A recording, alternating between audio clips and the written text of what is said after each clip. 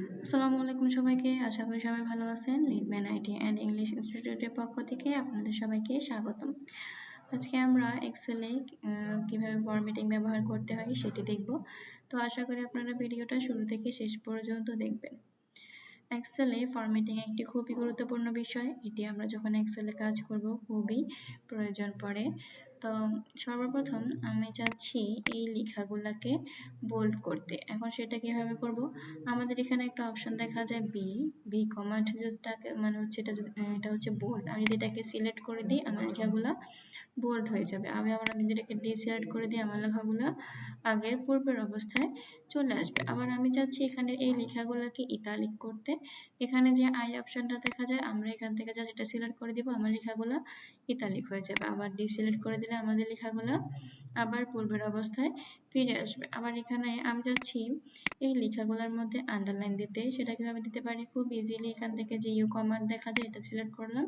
Select করার পর আমাদের প্রত্যেকটা লেখার মধ্যে আন্ডারলাইন চলে আসছে।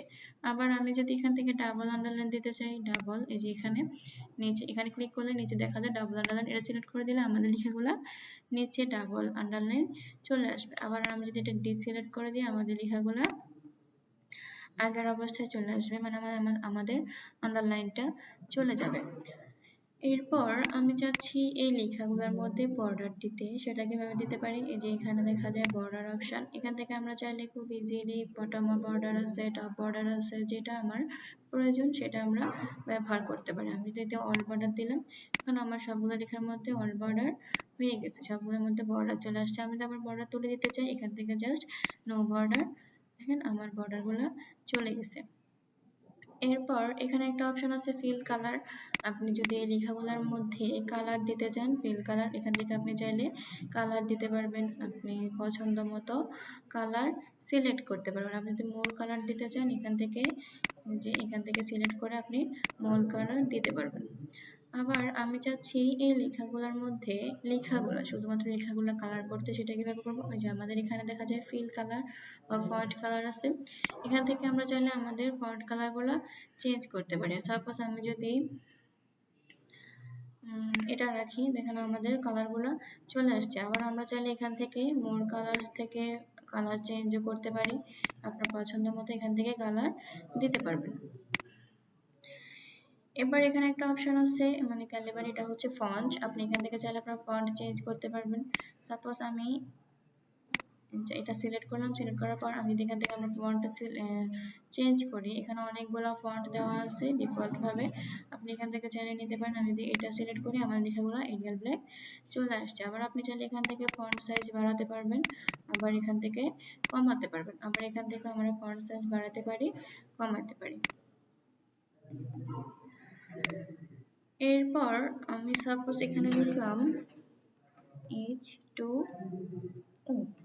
এটা হচ্ছে আমাদের পানির সংকেত হয় না, এখানে আমাদের টুটা থাকে হচ্ছে নিচে। এখন আমরা টুটা কিভাবে নিচে নিয়ে যাব? এখান থেকে এটা সিলেক্ট করে এখানে দেখা যায় ফন্ট সেটিংস, এখানে ক্লিক করলাম।